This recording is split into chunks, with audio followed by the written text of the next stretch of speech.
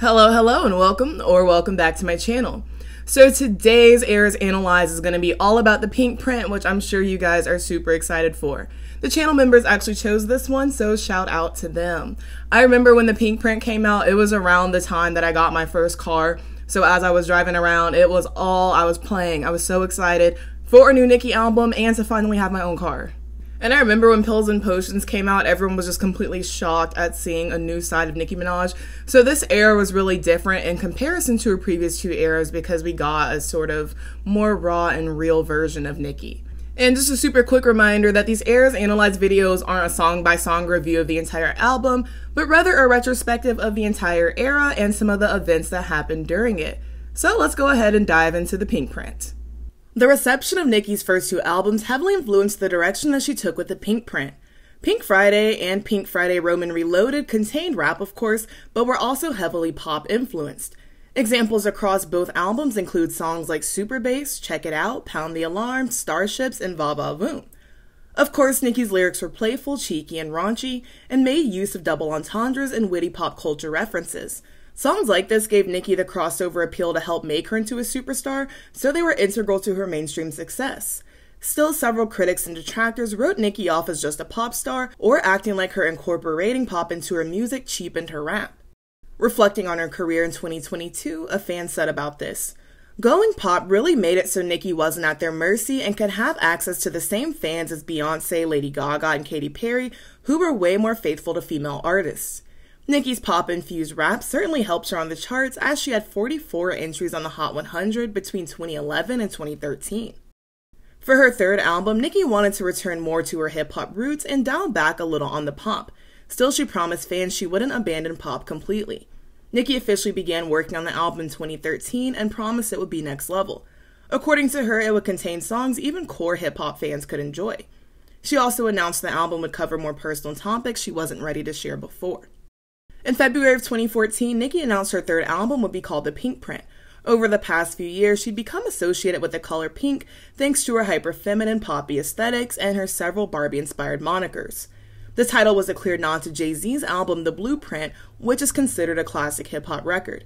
Nicki said about this, "I think everybody knows how obsessed I am with Jay-Z. He's always been my favorite rapper, him and Wayne. He did such a great job of creating this blueprint brand for male rappers, I felt. And I studied a lot of his blueprint just in terms of becoming a mogul. I wanted to do that. I wanted to be like Jay-Z. I felt like with what I'm doing, I want female rappers to be able to pattern themselves with what I've done one day." To create buzz for the album, Nicki released Lookin' Ass as well as the street singles Chirac and Yas Bitch. The PinkPrint's lead single, Pills and Potions, was released in May of 2014. Prior to its release, Nicki told Billboard, "It sounds like urgency, it sounds like betrayal, it sounds like running, it sounds like fainting, it sounds like love, it sounds like Pills and Potions was noticeably more somber and subdued than Nicki's previous singles, especially the ones that made it onto the charts. Despite this, the song still had a catchy hook on which Nicki showcased her singing. In between, she delivered bittersweet verses about a love that wasn't fated to last, despite how much Nicki wanted it to. Choosing Pills and Potions as the lead single was a strong reminder that the PinkPrint would show a more vulnerable, reflective side of Nicki. Despite it being mellower than her typical music, it was still radio-friendly thanks to its R&B influences and its less evident pop ones. Reviews were positive, and the single left many optimistic for the more personal, introspective record that Nicki had in store. Pills and Potions landed just outside of the top 20, peaking at number 24 on the Hot 100. During the PinkPrint era, there was a noticeable change in Nicki's styling. Instead of the colorful wigs, bold makeup, and the campy outfits, Nicki opted for a more muted look that showed off her natural beauty more. At the Other Woman premiere, which was Nicki's first live acting role, she debuted her natural hair. Her red carpet looks were more elegant and glamorous, and her makeup was more minimalistic. All of this was of course intentional to show that in this era, Nicki would be getting raw and real. Though the music was still meant to be enjoyed, the album wouldn't be mostly composed of the outlandish and bombastic sounds we associated with her before. Throughout the summer, Nicki was constantly compared to and pitted against another female rapper, Iggy Azalea. The Australian rapper had received commercial success rather quickly, too quickly many felt. Iggy's debut album, The New Classic, was the highest charting debut by a female rapper since Nicki's own album, Pink Friday. Iggy's song Fancy went number 1 in June of 2014, and Ariana Grande's song Problem, on which she was featured, was number 2. Iggy became the first artist since the Beatles to have the number 1 and number 2 spots on the Hot 100.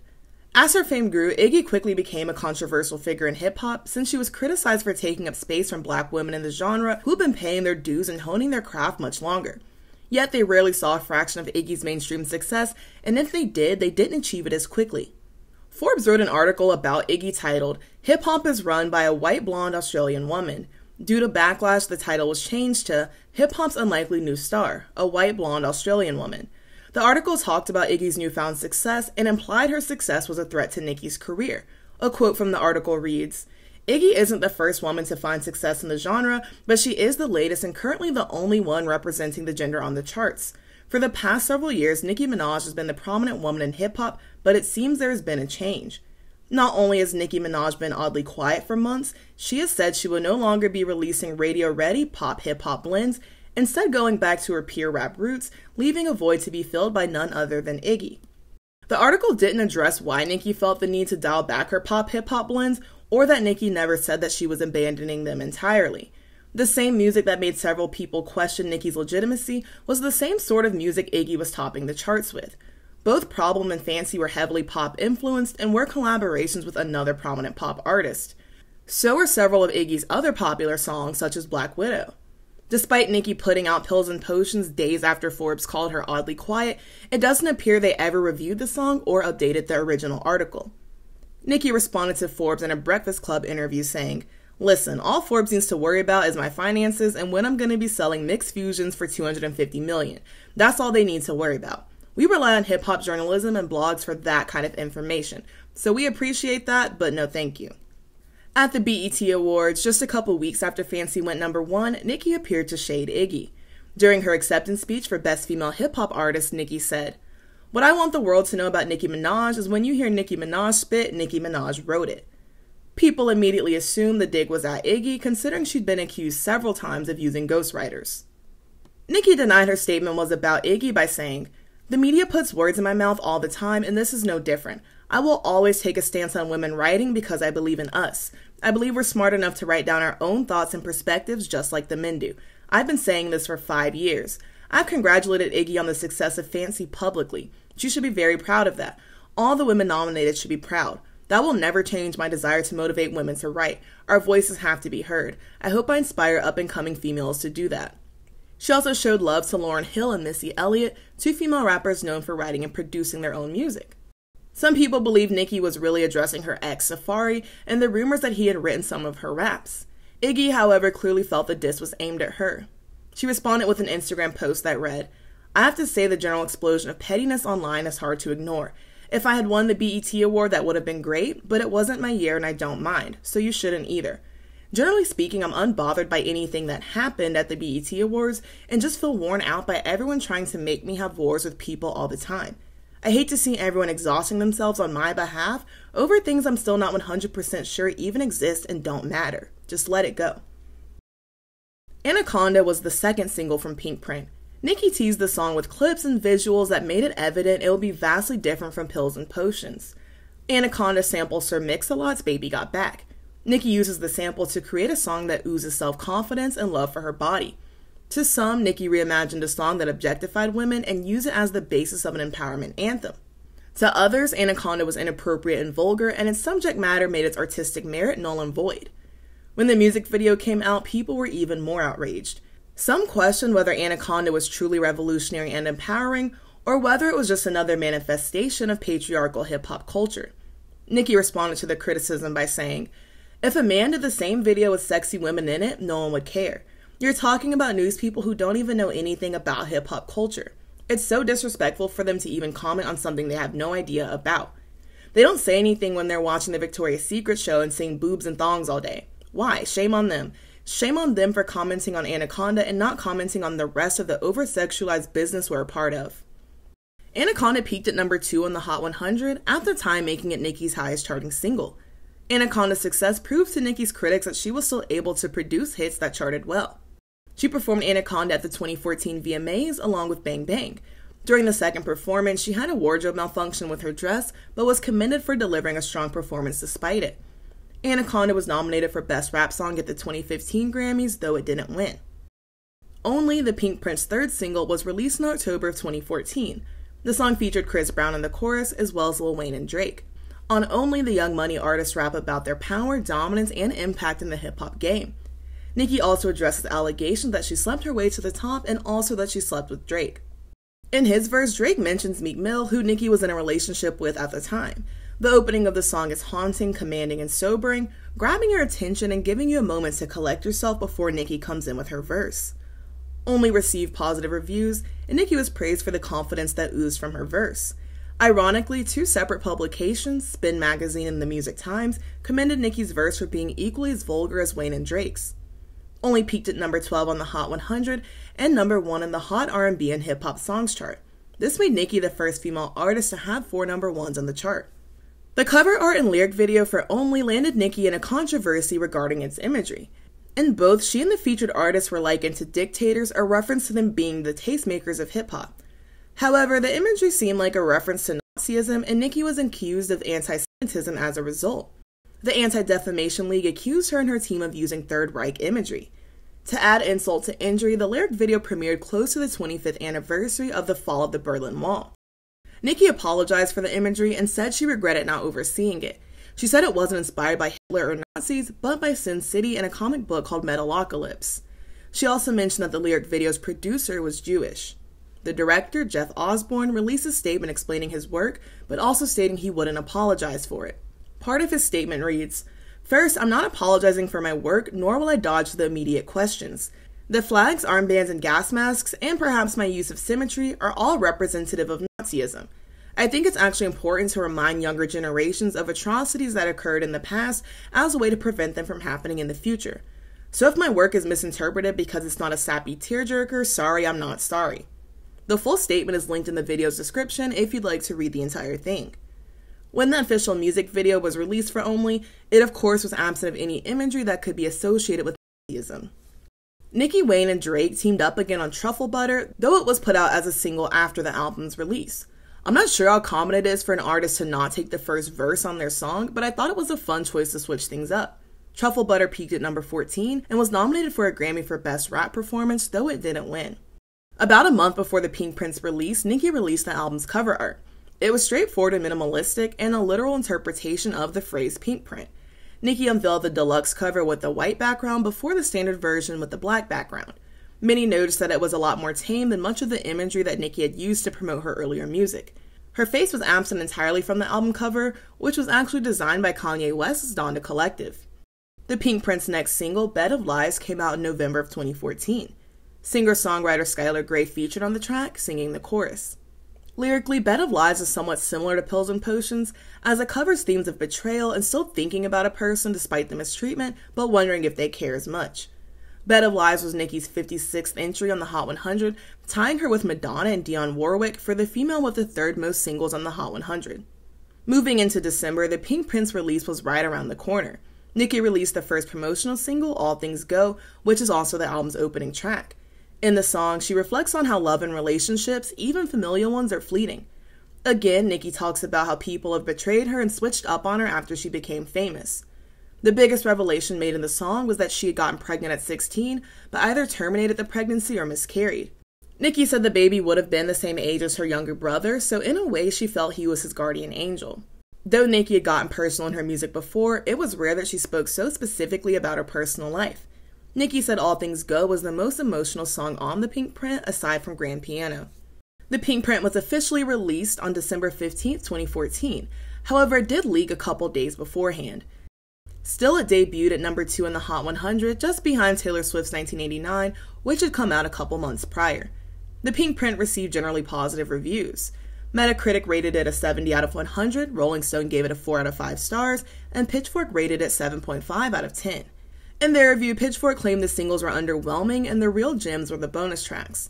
Still, they lauded Nicki for showcasing her humanity in her music, something they said she'd planted the seeds for since 2010 but had fully realized on the PinkPrint. Nicki covers a lot of ground on the PinkPrint. She makes several references to feeling used and lied to in songs like Bed of Lies, Pills and Potions, and The Crying Game.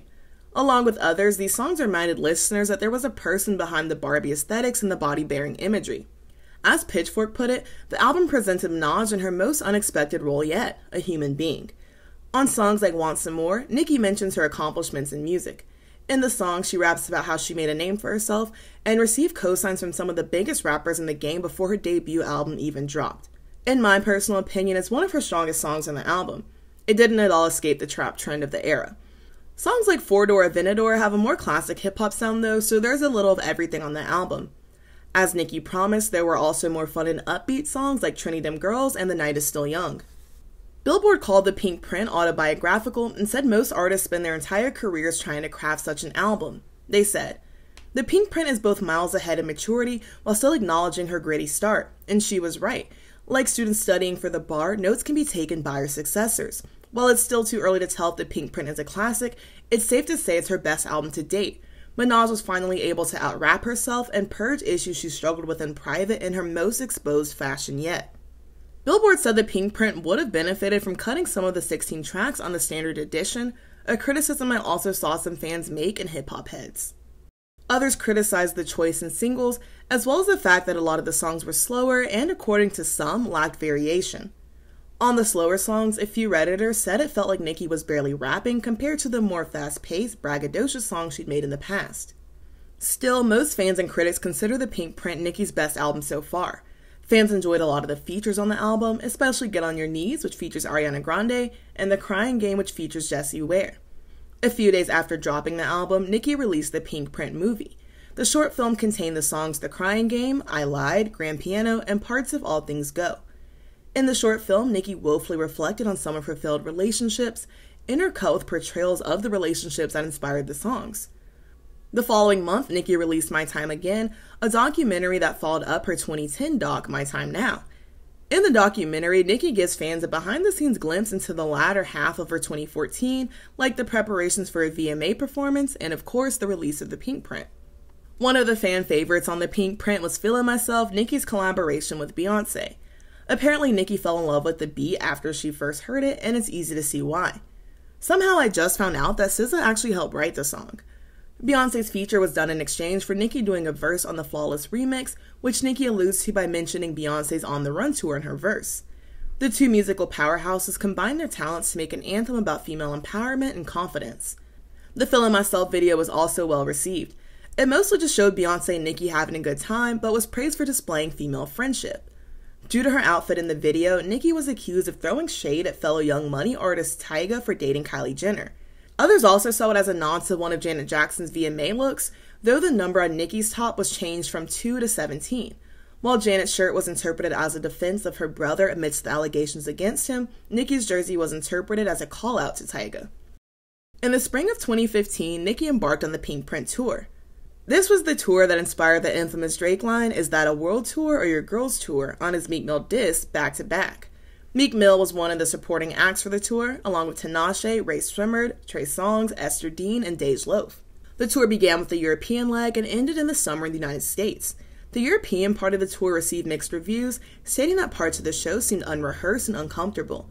Whatever kinks existed seemed to be mostly worked out before the American leg, as the reviews were more positive. Nicki's hometown appearance at Barclays Center was the highlight of the tour.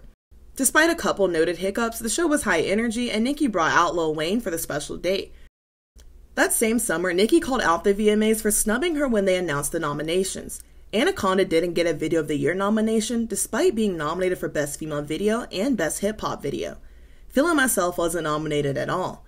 Some of Nicki's own fans pointed out that the video being a title exclusive likely hurt its reach, which could have affected its nominations.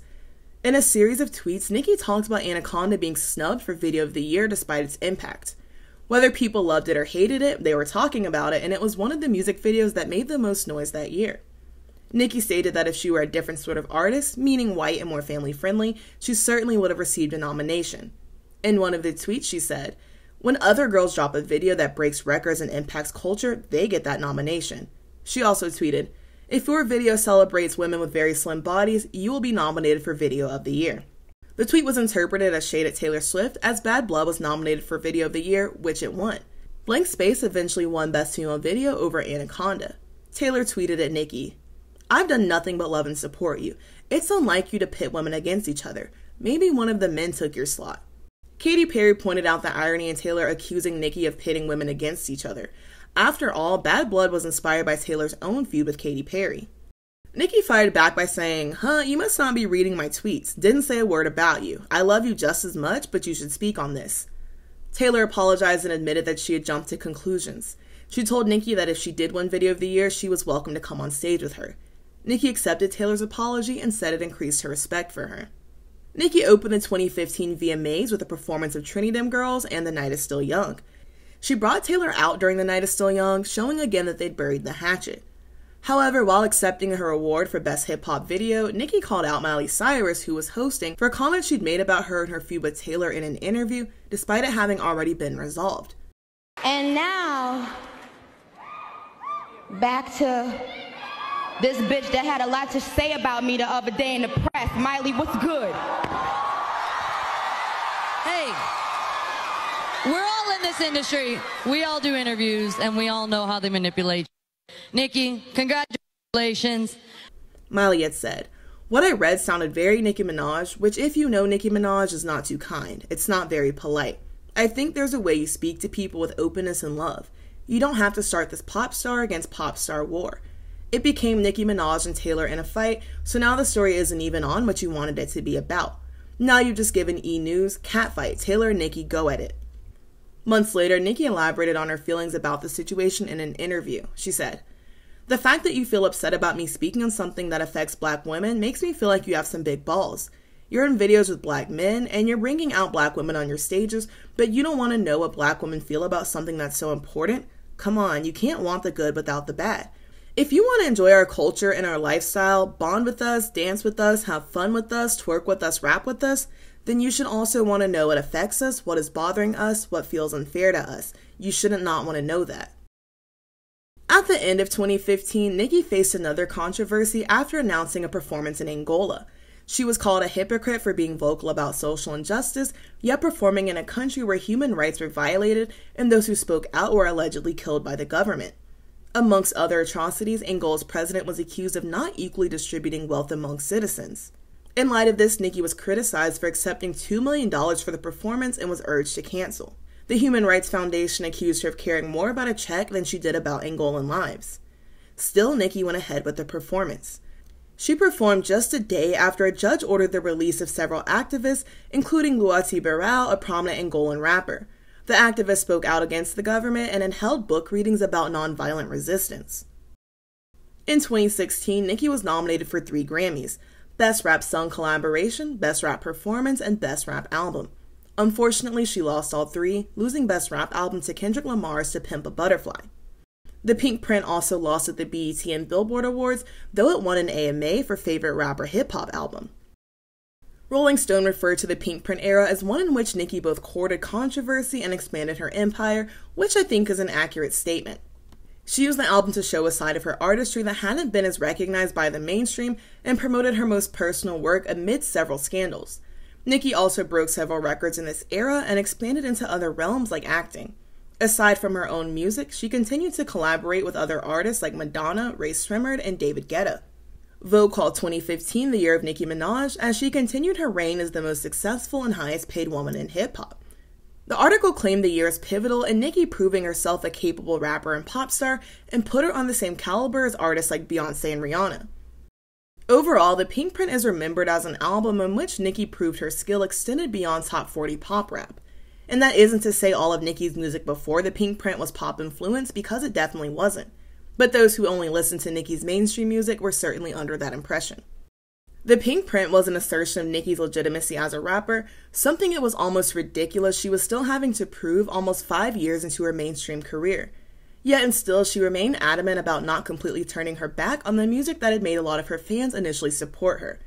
The album is a passionate reflection on her life, both public and personal, as well as a glimpse into the life of not just Nicki Minaj, but also her true self, Onika Mirage. Down in the comments, be sure to let me know your thoughts on any of the moments in the PinkPrint era, and let me know what you thought about the PinkPrint era overall. And be sure to let me know your favorite songs on the PinkPrint, of course, and where you would rank the album in Nicki's discography. I feel like I'm always sort of going back and forth on whether I like the PinkPrint more or whether I like Pink Friday more, and for me, sometimes it mostly just depends on which album I've heard the most recently, so right now it's PinkPrint, of course.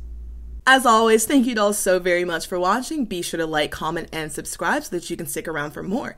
If you want to keep up with me there, make sure you also follow me on Twitter. And if you'd like to become a channel member, you can click the link in the video's description. I'll see you dolls very soon. Bye-bye.